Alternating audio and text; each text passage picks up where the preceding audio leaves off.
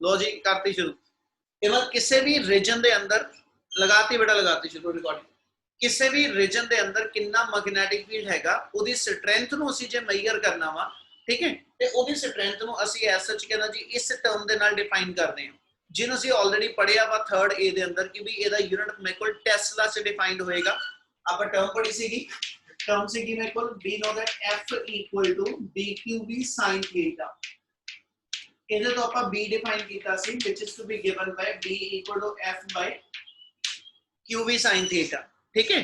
ते इथों असीं डिफाइन कीता सी मैग्नेटिक फील्ड स्ट्रेंथ किसी भी रीजन दे अंदर 1 टेस्ला होएगी if 1 newton of force will acting on the charge particle of 1 coulomb which is moving with the velocity of 1 meter per second in a region, ठीक है, या in a direction which is perpendicular to the magnetic field। फिर repeat कर रहे हैं, ਅਸੀਂ कह रहे हैं कि किसी भी रीजन के अंदर मैग्नेटिक फील्ड अप्लाई किया और उस रीजन च मैग्नेटिक फील्ड की स्ट्रेंथ ਅਸੀਂ ਇਹ ਮੰਨਾਂਗੇ 1 टेस्ला, पर कदों ਮੰਨੀਏ जे उस रीजन के अंदर किसी चार्ज पार्टिकल जिहदी वैल्यू 1 कूलम हैगी और वो 1 मीटर पर सैकेंड की वेलोसिटी दे नाल मैग्नेटिक फील्ड तो परपेंडिकुलर मूव करता होवे, उस इंस्टेंट ते जे उस चार्ज पार्टिकल ते फोर्स 1 न्यूटन लग रही है तो फिर मैग्नेटिक फील्ड की स्ट्रेंथ असी 1 टेस्ला डिफाइन करते हैं। क्या इन्नी गल समझ आई? Yes sir. Yes sir. ओए बच्चे एक मिनट रुकियो, एक मिनट मेरे लैपटॉप की बैटरी खत्म, मैं ध्यान नहीं देता, मैं चार्जर ले लेंगे। सो मैग्नेटिक फील्ड की स्ट्रेंथ नो सी 1 टेस्ला, ठीक है, ओदा एसआई यूनिट आ, जे नु सीजीएस च डिफाइन करिए ते एदा यूनिट अपने कोल एसएच गॉस हैगा, ठीक है, ते 1 टेस्ला और 1 गॉस, ठीक है, इनु आपां आपस दे विच जेड़ा एक मिनट बेटा, हाँ जी सॉरी बेटा कंटिन्यू करें।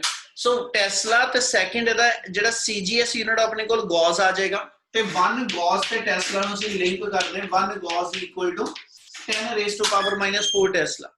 सो एक टर्म तो ਤੁਹਾਡੀ ਜਿਹੜੀ ਆਣੀ ਆ ਐਸ ਸੱਚ ਕਿਸੇ ਵੀ ਮਟੀਰੀਅਲ ਦੇ ਅੰਦਰ ਮੈਗਨੈਟਿਕ ਫੀਲਡ ਦੀ ਸਟਰੈਂਥ ਨੂੰ ਜੇ ਮੇਜਰ ਕਰਨਾ ਤੇ ਉਹਦੇ ਲਈ ਮੇਰੇ ਕੋਲ ਐਸ ਸੱਚ ਮੈਗਨੈਟਿਕ ਫੀਲਡ ਸਟਰੈਂਥ ਜਿਹਨੂੰ ਟੈਸਲਾ ਜਾਂ ਗੌਸ ਚ ਡਿਫਾਈਨ ਕਰਦੇ। क्या पहली टर्म क्लियर है बच्चे? Yes yes sir. चल सेकंड टर्म आएगी साडे कोल, सेकंड टर्म ਅਸੀਂ डिफाइन ਕਰਦੇ ਜਿਹੜੀ, ठीक है जी, टर्म ਨੂੰ कंसीडर ਕਰਾਂਗਾ मैग्नेटाइजिंग फोर्स। ਹੁਣ ਪੁੱਤ ਟਰਮ ਸਮਝਿਓ, ਦੋ ਵਰਡ ਆਨੇ ਆ, ਇੱਕ ਮੈਗਨੇਟਾਈਜ਼ਿੰਗ ਫੋਰਸ और ਇਹਨੂੰ ਅਸੀਂ ਮੈਗਨੇਟਾਈਜ਼ਿੰਗ ਇੰਟੈਂਸਿਟੀ ਵੀ ਕਹਿੰਦੇ ਆ।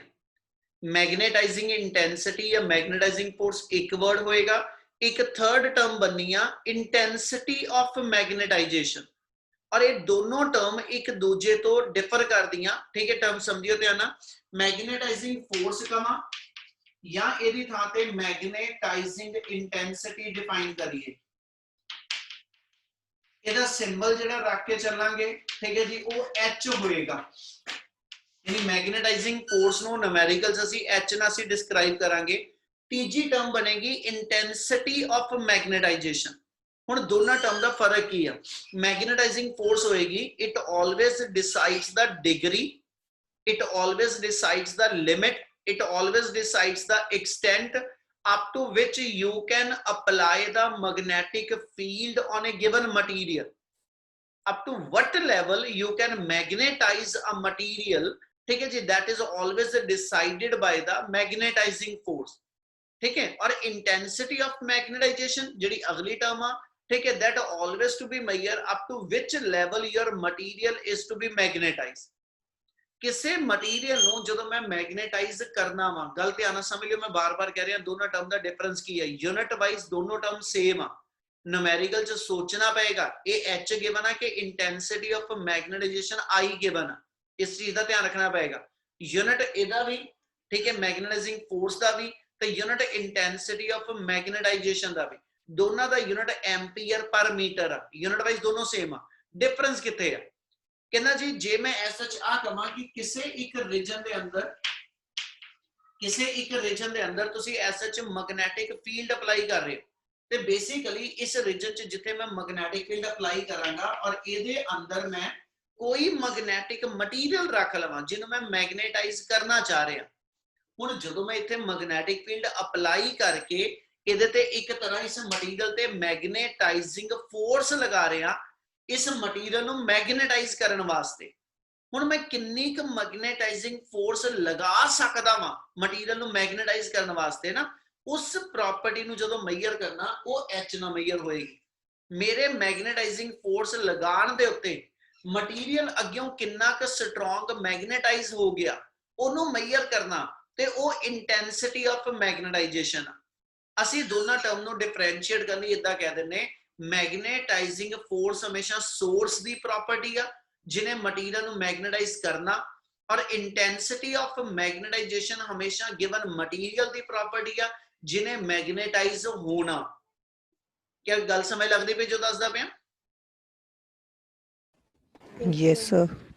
जे मैं इतों मैग्नेटिक इंटेंसिटी ऑफ जे मैं मैग्नेटिक फील्ड अप्लाई किया और ਇਹਦੇ ਅੰਦਰ मैं दो डिफरेंट स्पेसिमन रख दिते A ਤੇ B, ਦੋਨਾਂ ਦੇ ਉੱਤੇ ਮੈਂ ਬਰਾਬਰ ਦਾ ਮੈਗਨੈਟਿਕ ਫੀਲਡ ਅਪਲਾਈ ਕੀਤਾ, ਮਤਲਬ ਮੈਂ ਦੋਨਾਂ ਤੇ ਬਰਾਬਰ ਦੀ ਮੈਗਨੇਟਾਈਜ਼ਿੰਗ ਫੋਰਸ ਲਗਾਈ ਆ। ਪਰ ਮੈਂ ਨੋਟਿਸ ਇਹ ਕੀਤਾ A ਮਟੀਰੀਅਲ ਮੇਰਾ ਵੀਕ ਮੈਗਨੇਟਾਈਜ਼ ਹੋਇਆ, ਪਰ ਉਨੀ ਮੈਗਨੇਟਾਈਜ਼ਿੰਗ ਫੋਰਸ ਦੇ ਨਾਲ B ਮਟੀਰੀਅਲ ਮੇਰਾ ਸਟਰੋਂਗ ਮੈਗਨੇਟਾਈਜ਼ ਹੋਇਆ। ਜਦ ਕਿ ਮੈਗਨੇਟਾਈਜ਼ਿੰਗ ਫੀਲਡ ਮੀਨ ਮੈਗਨੇਟਾਈਜ਼ਿੰਗ ਫੋਰਸ ਮੈਂ ਦੋਨਾਂ ਤੇ ਬਰਾਬਰ ਦੀ ਲਾਈ, ਪਰ ਦੋਨਾਂ ਦੇ ਅੰਦਰ ਇੰਟੈਂਸਿਟੀ ਆਫ ਮੈਗਨੇਟਾਈਜੇਸ਼ਨ ਉਹ ਡਿਫਰੈਂਟ ਆ। ਇਹਦੇ 100 ਐਟਮ ਦੇ ਵਿੱਚੋਂ 30 ਐਟਮ ਜਿਹੜੇ ਉਹ ਅਲਾਈਨਮੈਂਟ ਚ ਆਏ ਆ, ਬਾਕੀ ਡਿਸਆਰਡਰਡ ਨੇ। ਇਹਦੇ 100 ਦੇ ਵਿੱਚੋਂ 70 ਐਟਮ ਮੰਨ ਲਓ ਅਲਾਈਨਡ ਹੋ ਗਏ ਤੇ 30 ਐਟਮ ਡਿਸਅਲਾਈਨਡ ਆ। ਇਹਦਾ ਮਤਲਬ ਹੋ ਗਿਆ ਇਸ ਮਟੀਰੀਅਲ ਦੇ ਅੰਦਰ ਮੇਰੇ ਕੋਲ ਵੀਕ ਮੈਗਨੇਟਿਜ਼ਮ ਬਿਲਟ ਅਪ ਹੋਇਆ, ਇਹਦੇ ਅੰਦਰ ਸਟਰੋਂਗ ਬਿਲਟ ਅਪ ਹੋਇਆ। ਇਹਨੂੰ ਮੈਂ ਇਹ ਕਹੂੰਗਾ ਇਹਦੀ ਇੰਟੈਂਸਿਟੀ ਆਫ ਮੈਗਨੇਟਾਈਜੇਸ਼ਨ ਜ਼ਿਆਦਾ ਵਾ, ਇਹਦੀ ਇੰਟੈਂਸਿਟੀ ਆਫ ਮੈਗਨੇਟਾਈਜੇਸ਼ਨ ਘੱਟ ਵਾ, ਜਦ ਕਿ ਦੋਨਾਂ ਦੇ ਉੱਤੇ ਮੈਗਨੇਟਾਈਜ਼ਿੰਗ ਫੋਰਸ ਜਿਹੜੀ ਉਹ ਬਰਾਬਰ ਦੀ ਲੱਗੀ। ਇੰਨੀ ਗੱਲ ਸਮਝ ਲੱਗੀ? Yes sir. ਉਸ ਤੋਂ ਬਾਅਦ ਇਸੇ ਦੀ ਐਗਜ਼ਾਮਪਲ ਨੂੰ ਆਪਾਂ ਰਿਵਰਸ ਇਦਾਂ ਕਰਨ ਲੱਗੇ। ਮੰਨ ਲਓ ਜੀ ਮੇਰੇ ਕੋਲ ਆਹ ਇੱਕ ਮਟੀਰੀਅਲ ਆ, ਠੀਕ ਹੈ, ਇਹਨੂੰ ਮੈਂ ਗਿਵਨ ਮੈਗਨੇਟਾਈਜ਼ਿੰਗ ਫੀਲਡ ਦੇ ਅੰਦਰ ਰੱਖ ਕੇ ਮੈਗਨੇਟਾਈਜ਼ਿੰਗ ਫੋਰਸ ਲਗਾਈ ਔਰ 1 ਸੈਕਿੰਡ ਲਈ ਮੈਂ ਇਹਨੂੰ ਔਨ ਕੀਤਾ ਮੈਗਨੈਟਿਕ ਫੀਲਡ ਨੂੰ। ਮੈਂ ਦੇਖਿਆ ਮਟੀਰੀਅਲ ਦੇ ਅੰਦਰ 100 ਚੋਂ 100 ਐਟਮ ਅਲਾਈਨਡ ਹੋ ਗਏ। ਦੂਜੇ ਪਾਸੇ ਮੇਰੇ ਕੋਲ ਕੀ ਮੈਂ ਨੋਟ ਕੀਤਾ ਕਿ 1 ਸੈਕਿੰਡ ਮਟੀਰੀਅਲ B ਸੀਗਾ ਔਰ ਇਹਨੂੰ ਵੀ ਜਦੋਂ ਮੈਂ ਮੈਗਨੈਟਿਕ ਫੀਲਡ 'ਚ ਰੱਖਿਆ ਹੋਏ ਤੇ ਇਹਦੇ ਵੀ 100 ਚੋਂ 100 ਐਟਮ ਹੀ ਅਲਾਈਨਡ ਆ, ਪਰ ਇਹਦੇ 100 ਚੋਂ 100 ਅਲਾਈਨਡ ਹੋਣ ਲੱਗੇ ਮੈਨੂੰ 10 ਮਿੰਟ ਤੱਕ ਮੈਗਨੇਟਾਈਜ਼ਿੰਗ ਫੋਰਸ ਲਗਾਣੀ ਪਈ, ਮਤਲਬ ਮੈਗਨੈਟਿਕ ਫੀਲਡ 10 ਮਿੰਟ ਤੱਕ ਸਵਿਚ ਆਨ ਰੱਖਣਾ ਪਿਆ। ਇਹਦਾ ਮਤਲਬ ਇਹ ਹੋ ਗਿਆ ਇਸ ਮਟੀਰੀਅਲ ਦੇ ਅੰਦਰ ਵੀ ਇੰਟੈਂਸਿਟੀ ਤੇ A ਮਟੀਰੀਅਲ 'ਚ ਵੀ ਇੰਟੈਂਸਿਟੀ ਉਹਦਾ ਸੇਮ ਆ, ਪਰ ਦੋਨਾਂ ਤੇ ਜਿਹੜੀ ਮੈਗਨੇਟਾਈਜ਼ਿੰਗ ਫੋਰਸ ਆ ਉਹ ਮੇਰੀ ਡਿਫਰ ਕਰਦੀ ਪਈ। ਕਿ ਇੰਨੀ ਗੱਲ ਸਮਝ ਆਈ?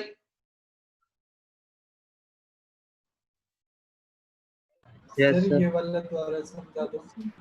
ਜਿਵੇਂ ਕਾਕਾ ਇੱਥੇ ਇਹ ਕਿਹਾ ਕਿ ਵੀ ਮੈਂ ਐਟਮ ਇੱਕ ਸਪੈਸੀਮਨ A ਤੇ ਦੂਜਾ ਸਪੈਸੀਮਨ B ਦੋਨੋਂ ਵਾਰੀ ਮੈਂ ਦੋਨੇ ਮਟੀਰੀਅਲ ਵਾਰੀ-ਵਾਰੀ ਮੈਂ ਮੈਗਨੈਟਿਕ ਫੀਲਡ 'ਚ ਰੱਖੇ ਤੇ ਮੈਂ ਨੋਟ ਇਹ ਕੀਤਾ ਕਿ ਵੀ ਜਿਹੜਾ A ਮਟੀਰੀਅਲ ਆ ਉਹ 10 ਸੈਕਿੰਡ ਬਾਅਦ ਹੀ ਕੰਪਲੀਟ ਮੈਗਨੇਟਾਈਜ਼ ਹੋ ਚੁੱਕਾ, ਜਦਕਿ ਜਿਹੜਾ B ਮਟੀਰੀਅਲ ਆ ਉਹ 10 ਮਿੰਟ ਬਾਅਦ ਜਾ ਕੇ ਕੰਪਲੀਟ ਮੈਗਨੇਟਾਈਜ਼ ਹੋਇਆ।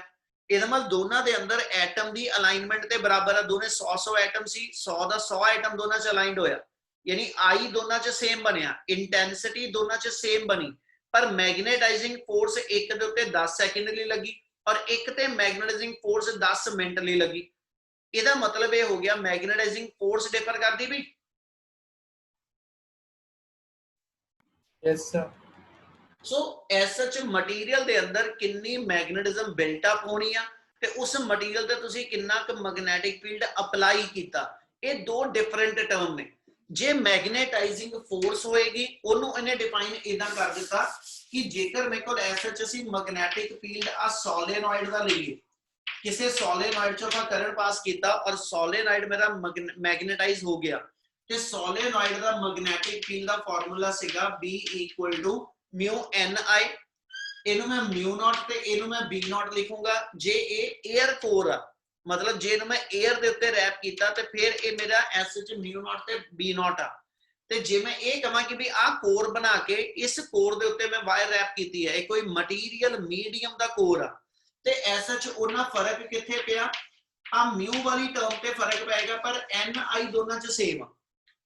ठीक है, इस मतलब किसी मटीरियल नू जदों मैग्नेटाइज करते पे हो ਇਹਦੇ ਅੰਦਰ number of turns per unit length किन्ने आ, ਤੇ ਹਰ ਟਰਨ ਦੇ ਵਿੱਚੋਂ ਕਰੰਟ ਕਿੰਨਾ। ਇਹਨਾਂ ਦੋ ਚੀਜ਼ਾਂ ਦੀ ਹੈਲਪ ਨਾਲ ਤੁਸੀਂ ਐਸ ਸੱਚ ਆਪਣੇ ਗਿਵਨ ਮਟੀਰੀਅਲ ਨੂੰ ਮੈਗਨੇਟਾਈਜ਼ ਕਰਦੇ। ਤੇ ਉਹਨੇ ਐਸ ਸੱਚ ਆ ਜਿਹੜੀ ਟਰਮ ਮੇਰੇ ਕੋਲ ਆਈ, ਕਹਿੰਦਾ ਜੀ ਪੁੱਟ n into i, ਜਿਹੜੀ n into i ਟਰਮ ਹੋਏਗੀ ਇਹਨੂੰ ਅਸੀਂ h ਸਬਸਟੀਟਿਊਟ ਕਰਨ ਲੱਗੇ ਹਾਂ। यानी H मेरी मैग्नेटाइजिंग फोर्स आ मटीरियल कितना कि स्ट्रॉन्ग मैग्नेटाइज होना ये डिपेंड करेगा मेरी कॉइल च number of turns per unit length कितने आ ते सेकंड मेरी कॉइल चो करंट कितना स्ट्रॉन्ग। इन्हां दोनों चीज़ां दी हेल्प नाल तुहाडी कॉइल या सोलेनॉइड जिहड़ी आ वो मैग्नेटाइज होंदी पई आ। ਇਹਦਾ मतलब ये हो गया मटीरियल दी मैग्नेटाइजिंग फोर्स जिहड़ी आ वो कहंदा जी इस च दो चीज़ां दी प्रोडक्ट आ, number of turns per unit length and the current passing through each turn of the solenoid। ਤੇ ਇਹਨੂੰ ਅਸੀਂ h ਦੇ ਨਾਲ ਡਿਫਾਈਨ ਕਰਦੇ ਤੇ ਯੂਨਿਟ ਵਾਈਜ਼ ਚੱਲਾਂ n number of turns per unit length ਆ। ਇਹਦਾ ਮਤਲਬ ਇਹਦਾ ਯੂਨਿਟ ਜਿਹੜਾ ਮੇਰੇ ਕੋਲ ਆ ਉਹ SH 1 ਮੀਟਰ ਬਣੂਗਾ, ਕਰੰਟ ਮੇਰਾ ਐਂਪੀਅਰ ਆ, ਇਸ ਲਈ ਜਿਹੜਾ h ਦਾ ਯੂਨਿਟ ਬਣ ਕੇ ਆਣਾ ਉਹ ਆ ਜਾਏਗਾ ਐਂਪੀਅਰ ਪਰ ਮੀਟਰ। क्या ਇੰਨੀ ਗੱਲ ਕਲੀਅਰ? Yes, sir. ਇਹਦਾ ਯੂਨਿਟ ਕਲੀਅਰ ਆ? Yes, sir. Yes, sir. ਇਹਦੇ ਤੇ ਕੰਟੀਨਿਊ ਕਰਾਂਗਾ ਤੀਜੀ ਟਰਮ ਨੂੰ, ਠੀਕ ਹੈ ਜੀ। ਬਸ ਤੀਜੀ ਟਰਮ ਆਪਾਂ ਲਾਸਟ ਕਰਨੀ ਆ। ਥਰਡ ਟਰਮ ਮੇਰੇ ਕੋਲ ਹੋਏਗੀ ਜਿਹਨੂੰ ਅਸੀਂ ਨਾਮ ਦਿੰਦੇ ਪਏ ਇੰਟੈਂਸਿਟੀ ਆਫ ਮੈਗਨੇਟਾਈਜੇਸ਼ਨ। ਇੰਟੈਂਸਿਟੀ ਆਫ ਮੈਗਨੇਟਾਈਜੇਸ਼ਨ और ਇਹਦਾ ਸਿੰਬਲ ਮੇਰੇ ਕੋਲ आई ਹੋਏਗਾ ਪਰ ਯੂਨਿਟ ਵਾਈਜ਼ ਇਹ ਟਰਮ ਮੇਰੇ ਕੋਲ ਸੇਮ ਐਸ ਦੈਟ ਆਫ ਕਹਿੰਦਾ ਜੀ h ਵਾ। intensity of magnetization always measure the limit, ठीक है जी, up to which your material is magnetized। ਅਸੀਂ ਕਿੰਨਾ ਕਰ ਸਕਦੇ, ਅਸੀਂ ਇਸ ਚੀਜ਼ ਨੂੰ ਨਹੀਂ ਦੇਖਾਂਗੇ ਮਟੀਰੀਅਲ ਕਿੰਨਾ ਮੈਗਨੇਟਾਈਜ਼ ਹੋ ਗਿਆ, ਠੀਕ ਹੈ, ਮੈਗਨੈਟਿਕ ਫੀਲਡ ਦੇ ਅਪਲਾਈ ਕਰਨ ਦੇ ਉੱਤੇ, ਠੀਕ ਹੈ, ਉਹਨੂੰ ਅਸੀਂ ਇੰਟੈਂਸਿਟੀ ਆਫ ਮੈਗਨੇਟਾਈਜੇਸ਼ਨ ਚ ਮੇਜਰ ਕਰਦੇ। ਬੇਸਿਕਲੀ ਅਸੀਂ ਇਹ ਮੰਨ ਕੇ ਚੱਲਦੇ ਆ ਕਿਸੇ ਵੀ ਕਹ ਲੋ ਕਿ ਸਪੈਸੀਮਨ ਦੇ ਅੰਦਰ ਜਿਹੜਾ ਵੀ ਮੈਗਨੈਟਿਕ ਮਟੀਰੀਅਲ ਆ, बेशक वो निकल आ, बेशक वो कोबाल्ट आ, बेशक वो गोल्ड आ, बेशक वो सिल्वर आ या कोई भी होर मटीरियल जिन्हों भी तुसी मैग्नेटाइज करते हो, बेसिकली से मान के चलते हर मटीरियल दे अंदर एटम्स ने और हर एटम अपने आप च कंप्लीट मैगनेट आ। ते मैं अगे भी गल की सीगी हर मैगनेट दी मैग्नेटिक डाइपोल मूवमेंट आ। ते जे उस मटीरियल दे उत्ते मैं कोई मैग्नेटिक फील्ड अप्लाई नहीं कीता, जे मैं उस मटीरियल दे उत्ते कोई मैग्नेटिक फील्ड अप्लाई नहीं कीता ते उस मटीरियल दे जिन्ने भी डिफरेंट एटम्स ने they all are oriented in a different direction। सारे दे सारे एटम डिफरेंट डायरेक्शन च ओरिएंटेड आ। ਇਹਦੀ मैग्नेटिक डाइपोल मूवमेंट ਇਹਦੇ ਨਾਲ ਕਿਸੇ ਦੀ ਕਿਸੇ ਨਾਲ ਉਹ ਕੈਨਸਲ ਹੋਈ ਜਾਣੀ। ਅਲਟੀਮੇਟ ਇਸ ਪੂਰੇ ਦੇ ਪੂਰੇ ਮਟੀਰੀਅਲ ਦੀ ਇੰਟੈਂਸਿਟੀ ਆਫ ਮੈਗਨੇਟਾਈਜੇਸ਼ਨ ਅਸੀਂ ਕਹਿੰਦੇ ਜ਼ੀਰੋ ਆ। मतलब इस मटीरियल के अंदर कोई मैग्नेटाइजेशन की इंटेंसिटी है नहीं। पर जे मैं इस मटीरियल ते मैग्नेटाइजिंग फील्ड लगा देवां, जे मैं इस मटीरियल ते मैग्नेटाइजिंग फील्ड लगा देवां, इन्हें फील्ड ने की करना, ठीक है, आपा टॉपिक पढ़िया वा torque acting on magnetic dipole. जदों किसी रीजन के अंदर तुसी मैग्नेटिक फील्ड अप्लाई करते हो ते ओदे अंदर मेरा एक डाइपोल पिया होवे, ठीक है, ते आ सारे दे सारे मेरे डाइपोल ही आ। ਇਹਨਾਂ ਜਦੋਂ ਹਰ ਡਾਈਪੋਲ ਇਸ ਵੇ ਨਾਲ ਮੈਗਨੈਟਿਕ ਫੀਲਡ ਦੇ ਅੰਦਰ ਪਿਆ ਹੋਊਗਾ ਤੇ ਇਹਦੇ ਦੋਨਾਂ ਪੋਲ ਦੇ ਉੱਤੇ ਫੋਰਸਸ ਲੱਗ ਕੇ ਉਹਨੇ ਇਹਨੂੰ ਅਲਾਈਨ ਕਰਨ ਦੀ ਕੋਸ਼ਿਸ਼ ਕਰਨੀ ਆ ਮੈਗਨੈਟਿਕ ਫੀਲਡ। ਇਹਦਾ ਮਤਲਬ ਇਹਦੇ ਵਿੱਚ ਜਿੰਨੇ ਵੀ ਐਟਮਸ ਨੇ, ਠੀਕ ਹੈ, ਜਦੋਂ ਇਹਨਾਂ ਤੇ ਮੈਗਨੈਟਿਕ ਫੀਲਡ ਅਪਲਾਈ ਕੀਤਾ ਤੇ ਸਾਰੇ ਐਟਮ ਮੈਗਨੈਟਿਕ ਫੀਲਡ ਦੀ ਡਾਇਰੈਕਸ਼ਨ ਚ ਅਲਾਈਨ ਕਰਨ ਦੀ ਕੋਸ਼ਿਸ਼ ਕਰਦੇ ਪਏ। ਪਰ ਹੋਇਆ ਕਿ ਆ ਐਟਮ ਜਿਹੜਾ ਹੋਏਗਾ ਜਿਹਦੀ ਡਾਈਪੋਲ ਮੂਵਮੈਂਟ ਇਸ ਡਾਇਰੈਕਸ਼ਨ ਚ ਆ, ਇਹ ਮੈਗਨੈਟਿਕ ਫੀਲਡ ਤੋਂ ਟੋਟਲੀ ਉਲਟ ਪਿਆ ਵਾ। ਇਹਦਾ ਮਤਲਬ ਇਹਨੂੰ ਆ ਥਾਂ ਤੋਂ ਘੁੰਮ ਕੇ ਆ ਚੀਜ਼ 'ਚ ਜਾਣ ਵਾਸਤੇ 180 ਡਿਗਰੀ ਦਾ ਐਂਗਲ ਘੁਮਾਉਣਾ ਪੈਣਾ।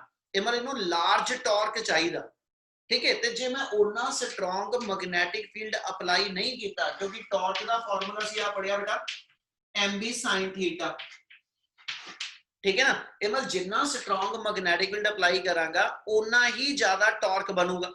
ਤੇ ਮੈਗਨੈਟਿਕ ਫੀਲਡ ਅਸੀਂ ਕਾਂਸਟੈਂਟ ਅਪਲਾਈ ਕੀਤਾ, ਹੋਇਆ ਕਿ ਉਹਨੇ ਮੈਗਨੈਟਿਕ ਫੀਲਡ ਨਾਲ ਆ ਐਟਮ ਅਲਾਈਨਡ ਹੋ ਗਿਆ, ਆ ਐਟਮ ਅਲਾਈਨਡ ਹੋ ਗਿਆ, ਆ ਐਟਮ ਅਲਾਈਨਡ ਹੋ ਗਿਆ, ਠੀਕ ਹੈ ਜੀ। ਆ ਜਿਹੜਾ ਐਟਮ ਸੀਗਾ ਇਹ ਵੀ ਘੁੰਮਿਆ ਪਰ ਇਹ ਇੰਨਾ ਕੀ ਘੁੰਮ ਪਾਇਆ। ਇਹਦਾ ਮਤਲਬ ਇਹ ਹੋਇਆ ਕਿ ਵੀ ਐਸਐਚ ਮੇਰੇ ਕੋਲ ਜਿਹੜੇ 100 ਦੇ ਵਿੱਚੋਂ 70 ਐਟਮ ਅਲਾਈਨਡ ਹੋ ਗਏ, 100 ਦੇ ਵਿੱਚੋਂ ਮੰਨ ਲਓ 70 ਐਟਮ ਅਲਾਈਨਡ ਹੋ ਗਏ, 30 ਨਹੀਂ ਹੋਏ। ਤੇ ਦੂਜੇ ਪਾਸੇ ਇੱਕ ਮਟੀਰੀਅਲ ਦੇ ਵਿੱਚ 100 ਦੇ ਵਿੱਚੋਂ 20 ਐਟਮ ਹੀ ਅਲਾਈਨਡ ਹੋਏ, 80 ਨਹੀਂ ਹੋਏ। ਇਹਦਾ ਮਤਲਬ ਉਹਨਾਂ ਦੋਨਾਂ ਮਟੀਰੀਅਲ ਦੇ ਅੰਦਰ ਇੰਟੈਂਸਿਟੀ ਆਫ ਮੈਗਨੇਟਾਈਜੇਸ਼ਨ ਡਿਫਰ ਕਰਦੀ ਪਈ ਤੇ ਮੈਥਮੈਟਿਕਲੀ ਅਸੀਂ ਉਹਨੂੰ ਡਿਫਾਈਨ ਕਰਦੇ ਹਾਂ it is the ratio of total magnetic dipole moment develop per unit volume of the given specimen ਤੁਹਾਡੇ ਸਪੈਸੀਮਨ ਦਾ ਵੋਲਿਊਮ ਕਿੰਨਾ ਤੁਹਾਡੇ ਸਪੈਸੀਮਨ ਦਾ ਵੋਲਿਊਮ ਕਿੰਨਾ ਤੇ ਇਹਦੇ ਉੱਤੇ ਇਹਦੇ ਵਿੱਚ ਕਿੰਨੇ ਐਟਮ ਅਲਾਈਨਡ ਹੋ ਗਏ ਠੀਕ ਹੈ ਗਿਵਨ ਵੋਲਿਊਮ ਚ ਜਿੰਨੇ ਜ਼ਿਆਦਾ ਐਟਮ ਅਲਾਈਨਡ ਹੋਣਗੇ ਉਨੀ ਉਹਨਾਂ ਦੀ ਮੈਗਨੈਟਿਕ ਡਾਈਪੋਲ ਮੂਵਮੈਂਟ ਜ਼ਿਆਦਾ ਹੋਏਗੀ ਇਸ ਲਈ ਉਹ ਮਟੀਰੀਅਲ ਦੀ ਉਨੀ ਹੀ ਇੰਟੈਂਸਿਟੀ ਆਫ ਮੈਗਨੇਟਾਈਜੇਸ਼ਨ ਵੀ ਜ਼ਿਆਦਾ ਬਣੂ ਕੀ ਗੱਲ ਸਮਝ ਲੱਗੀ Yes. Yes, sir.